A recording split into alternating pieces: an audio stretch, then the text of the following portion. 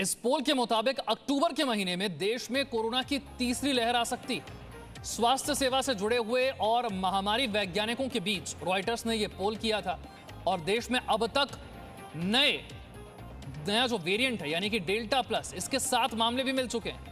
Corona का नया variant delta plus ये पहले से ज्यादा खतरनाक है, लेकिन सबसे बड़ी बात रॉयटर्स का यह पोल जो स्वास्थ्य कर्मियों और महामारी वैज्ञानिकों के बीच कराया गया, जिसके मुताबिक अक्टूबर के महीने में देश में कोरोना की तीसरी लहर आ सकती है।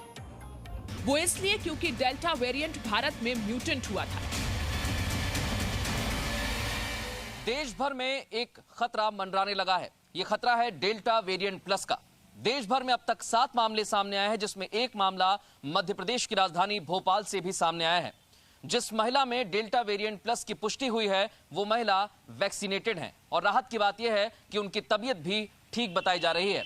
लेकिन स्वास्थ्य विभाग जैसे ही डेल्टा वेरिएंट प्लस का मामला सामने आया उसके बाद चौकन्ना हो गया है और इसको लेकर स्टडी भी की जा रही है। भोपाल के बड़खेड़ा पठानी में एक 65 साल की महिला में कोरोना वायरस का डेल्टा प्लस वेरिएंट मिला है। अभी इस महिला का इलाज चल रहा है, लेकिन मामला इतना गंभीर है कि मध्य प्रदेश के चिकित्सा शिक्षा मंत्री विश्वास सारंग खुद इस पर नजर रख रहे हैं। एनसीडीसी ने ये बताया था कि भोपाल में एक उन्हें कुछ अलग वेरिएंट मिला है, जिसको उन्होंने हमें इत्तला की और हमने तुरंत उस पॉजिटिव जो मरीज हैं उनकी कांटेक्ट ट्रेसिंग की और ये सुनिश्चित किया कि उसकी स्प्रेडिंग ना हो।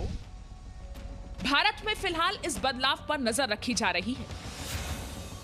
कोरोना के डेल्टा प्लस वेरिएंट के 7 मामले मध्य प्रदेश, तमिलनाडु और महाराष्ट्र में मिले हैं। मौजूदा समय में भारत में वायरस के K417N म्यूटेशन वाले वेरिएंट की फ्रीक्वेंसी बहुत ज्यादा नहीं है। माना जा रहा है कि यह यूरोप और अमेरिका में तेजी से फैल रहा है। इस बीच मॉस्को में कोरोना का तेजी से फैलना दुनिया भर के देशों के लिए नई चिंता का विषय बन गया है।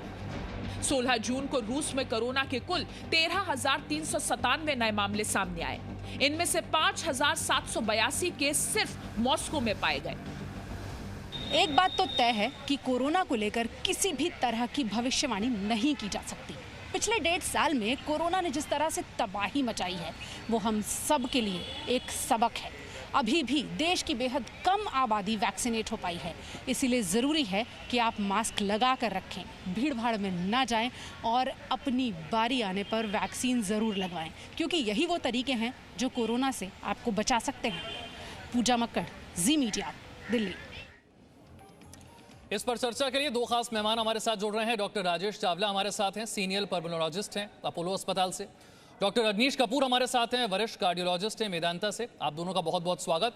सबसे पहले doctor Rajesh Chawla, 4.25 lakh cases per day से घटकर अब हम 60-62 हजार केसेस पर डे तक आ चुके हैं और इस बीच रॉयटर्स का ये पोल आता है जो कहता है कि अक्टूबर के महीने में तीसरी लहर देश में आ सकती है।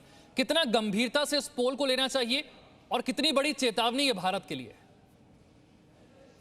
देखिए, जितने भी अनुमान हैं वो कोरोना ने सब फेल कर दिए हैं।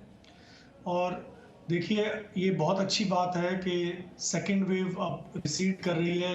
60,000 के आसपास केसेस अब रह गए हैं और दिल्ली जैसे शहर में तो कुछ हंड्रेड्स ही रह गए हैं। तो इसको हमें बहुत लाइटली नहीं लेना चाहिए, बिकॉज ये जिससे कि पिछली बारी हुआ था, जैसे कि केसेस कम हुए थे, लोगों ने घूमना शुरू कर दिया, पार्टियां करनी शुरू कर दी, मिलना शुरू कर दिया, मास्क उतारने शुरू कर दिए, कोविड एप्रोप्रिएट बिहेवियर नहीं किया और हमें बहुत खतरनाक सेकेंड वेव का सामना करना पड़ा। तो अब ये बहुत ज़रूरी है कि हम कोविड एप्रोप्रिएट बिहेवियर को बिल्कुल ना त्यागें, हम मास्क डाल के रखें और डिस्टेंस मेंटेन करें, पार्टीज़ और गैदरिंग्स ना करें जब तक कि हमारी काफ़ी पॉपुलेशन वैक्सीनेट ना हो जाए। बिकॉज वैक्सीनेशन ही एक ऐसी एकमात्र इसका इलाज है जिससे कि इसका स्प्रेड रोका जा सकता है और उसको करने में अभी मेरे ख्याल से 6 महीने साल चाहिए, जब काफ़ी मात्रा में हमारी पॉपुलेशन वैक्सीनेट हो जाएगी। तो ये आएगी कि नहीं आएगी ये कहना बहुत मुश्किल है और कब आएगी ये अनुमान है वो क्योंकि लोगों के बिहेवियर्स को जानते हैं, लोगों को आपने जानते बड़ी हैं अच्छी किस बात तरह यहाँ पर से। कही कि और आएगी या नहीं आएगी थर्ड वेव, ये अभी कह नहीं सकते। डॉक्टर रजनीश कपूर, यही मेरा सवाल था कि रॉयटर्स का एक पोल है, इसे कितनी गंभीरता से आप ले सकते हैं, क्योंकि पिछले 1-1.5 साल में कोरोना को लेकर की गई जो प्रेडिक्शंस थी, जो भविष्यवाणियां थी, वो कोई सही साबित नहीं हुई है। ऐसे में ये थर्ड वेव की भविष्यवाणी को क्या सीरियसली लिया जा सकता है कि इस महीने में या इस समय में आ सकती है? बिल्कुल। देखिए, अगर हम हिस्टोरिकली देखें तो पिछला जो सेकंड वेव था उसके आने के कारण की जांच करें। पहले शुरुआत यूके से ही हुआ था, दोबारा से सर्ज आना शुरू हुआ। हमने फिर भी उसको लाइटली लिया, बहुत ज़्यादा कोविड अप्रोप्रिएट बिहेवियर सोसाइटी अपना नहीं रहा था, despite that cases were going up in UK. तो उसके चलते जब हम बहुत कैरलेस एटीट्यूड हमने शो किया तो हम भी उसकी चपेट में आए। Now almost a similar situation is happening. There are more mutations happening, delta variant, delta plus variant, और यूके में और यूएस में इन वेरिएंट्स का दोबारा से सर्ज आना वैसा ही एक पैटर्न बता रहा है भी। हम दोबारा 2-3 महीने, see virus is still there, virus is not eradicated, virus अभी हवा के अंदर है। और अगर हम लोग चौकन्ना नहीं रहेंगे और कोविड अप्रोप्रिएट बिहेवियर नहीं होगा, अपने गार्ड्स हम लो करेंगे, तो डेफिनेटली 3 महीना के अंदर केसेस सर्ज होंगे। वो किस ग्रेविटी के होंगे, वो सेकेंड वेव जैसा ग्रेविटी होगा या उससे कम होगा, ये नहीं बोला जा सकता। इसका सारा दारोमदार हम सोसाइटी के ऊपर है, इंडियन लोगों के ऊपर है कि हम कोविड अप्रोप्रिएट बिहेवियर को स्ट्रिंजेंटली। डॉक्टर कपूर, थोड़ा सा एक चीज को मैं आपसे समझना चाहूंगा। जब हम कहते हैं सेकंड वेव या थर्ड वेव, जब हम वेव की बात करते हैं तो लोगों के मन में सवाल आता है थर्ड वेव का मतलब क्या? क्या हम ये कह रहे हैं कि एक लेवल से ऊपर जब केसेस बढ़ जाएंगे तो वो थर्ड वेव होगी, या फिर हम ये कह रहे हैं कि वायरस इतना म्यूटेट हो जाएगा कि उसका संक्रमण बहुत तेजी से फैलेगा, ये थर्ड वेव होगी? कैसे परिभाषित करते हैं आप वेव को? बिल्कुल। वेव का ये मायने है भी, एक जैसे तूफान आता है, एक रात में बहुत हवा तेज चला, फिर वो थम गया, फिर वो 2 दिन बाद वैसा ही एक तूफान और आया, तो वो वेव है। छोटा मोटा हवा चलने को वेव नहीं मानते, एक बहुत तेज एस्केलेशन, बहुत तेज surge in number of cases. अभी हमारा जो ग्राफ है वो नीचे की तरफ जा रहा है। 60,000 केसेस, हो सकता है आगे कुछ में 40,000 30,000 केसेस तक पहुंच जाए पर डे पे। बट जैसे ही हम सर्ज की तरफ बढ़ेंगे, दोबारा 1 लाख की तरफ बढ़ेंगे, तो वो थर्ड वेव का शुरुआत माना जाएगा। Hospital start filling up, infrastructure becomes loaded, overwhelm हो जाते हैं सिस्टम्स, और तेजी से इन्फेक्शन बढ़ता है। तो वेरिएंट का यही मायने है, जो म्यूटेशन हो रहा है ये क्लियरली देखा जा रहा है, इसका ट्रांसमिसिबिलिटी ज्यादा है, ट्रांसमिशन रेट ज्यादा है, तेज गति से फैलता है, जो पिछली बार हमने देखा। और 2 चीज चौंकाने वाला और है, जो वैक्सीन है। अभी एक लैंसेट में स्टडी आया दैट डिस्पाइट वैक्सीनेशन, जो इन वेरिएंट्स के खिलाफ एंटीबॉडीज प्रोड्यूस होना है, वो 5 फोल्ड कम एंटीबॉडीज प्रोड्यूस होता है इन वेरिएंट्स के खिलाफ। जो अल्फा वेरिएंट था उसके लिए बहुत अच्छे इफेक्टिव एंटीबॉडीज थे, डेल्टा वेरिएंट के लिए उससे कम हुए, और डेल्टा प्लस वेरिएंट के लिए उससे भी कम बताए जा रहे हैं। सो अगर हम मानते हैं 60-70% एफिकेसी किसी वैक्सीन का, तो ये मान के चलें डेल्टा प्लस वेरिएंट के लिए वो 30-40% ही रह जाएगा। So one, our efficacy of vaccination is going down. The transmissibility of these mutant strains would be much higher. And if we are taken off guard, if हम अपने गार्ड्स नीचे करते हैं और corona appropriate behaviour, Covid appropriate behaviour नहीं अपनाएंगे society में, जो कि होना शुरू हो गया है जैसे ही लॉकडाउन खुलता है। अब मार्केट्स देखें, आप कोई भी आपने बिल्कुल ठीक बात कही डॉक्टर कपूर, ये होना शुरू हो गया है, ये दुर्भाग्यपूर्ण है। जैसे ही मार्केट खुले हैं, ना मास्क नजर आ रहे हैं, ना डिस्टेंसिंग नजर आ रही है। लेकिन डॉक्टर राजेश चावला, जब हम वेरिएंट की बात करते हैं, म्यूटेशन की बात करते हैं, तो बहुत सारे लोग अभी इसे नहीं समझते हैं। इसलिए मैं आसान शब्दों में चाहूंगा कि आप समझाइए। अब तक हम डेल्टा वेरिएंट की बात कर रहे थे, अब हम डेल्टा प्लस वेरिएंट की बात कर रहे हैं। कितने खतरनाक म्यूटेशन और कितने खतरनाक ये वेरिएंट है?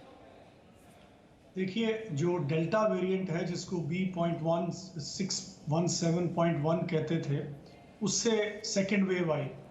अब ये नया जो वेरिएंट है डेल्टा प्लस AY1 वेरिएंट है, और ये K417N म्यूटेशन की वजह से, म्यूटेशन होता है कि वायरस में कोई चेंज आ जाता है, इसके स्पाइक प्रोटीन में चेंज आ गया है, जिससे कि वो एक डिफरेंट वायरस बन जाता है।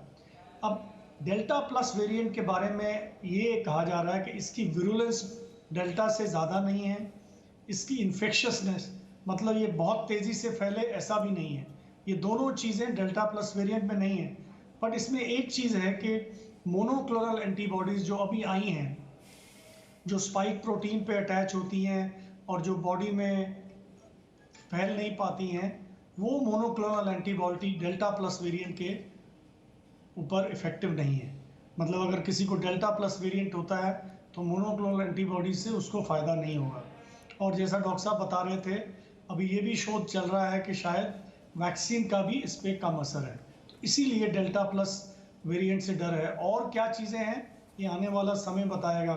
कोई भी नया म्यूटेशन आता है उससे कुछ ना कुछ एक्स्ट्रा होता है, जिससे कि डर लगता है, जिससे कि वैज्ञानिक समाज को भी डर लगता है और समाज के लिए भी वो घातक ना हो। डॉक्टर चावला, एक चीज मैं यहाँ पे समझना चाहूंगा, बार बार ये कहा जा रहा है कि वैक्सीनेशन ही एकमात्र उपाय है, लेकिन अगर रॉयटर के इस पोल को सही माना जाए तो फिर तीसरी लहर सिर्फ 3 महीने दूर है, और जितनी बड़ी आबादी हमारे देश की है, 3 महीने में पूरे देश को वैक्सीनेट करना संभव नहीं है।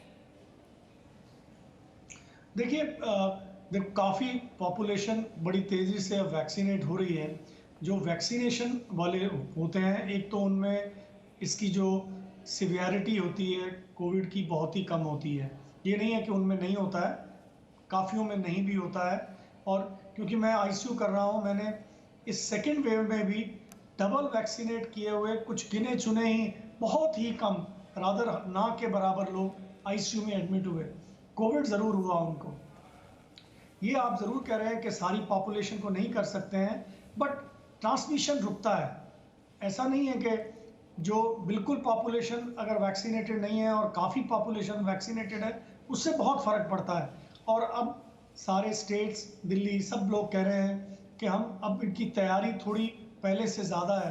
तो एक तो मैं उम्मीद करता हूँ कि ना इतनी सिवियरिटी ना फैले, और इसको मैनेज करने में हम थर्ड वेव आती भी है तो हम मेरे ख्याल से थोड़े से पहले से ज़्यादा सक्षम जरूर होंगे। लेकिन डॉक्टर रजनीश कपूर, अगर हम अगले 3 महीने में तीसरी लहर को आता हुआ देख रहे हैं और 3 महीने में वैक्सीनेट करना सबको संभव नहीं है, तो विकल्प क्या बचता है?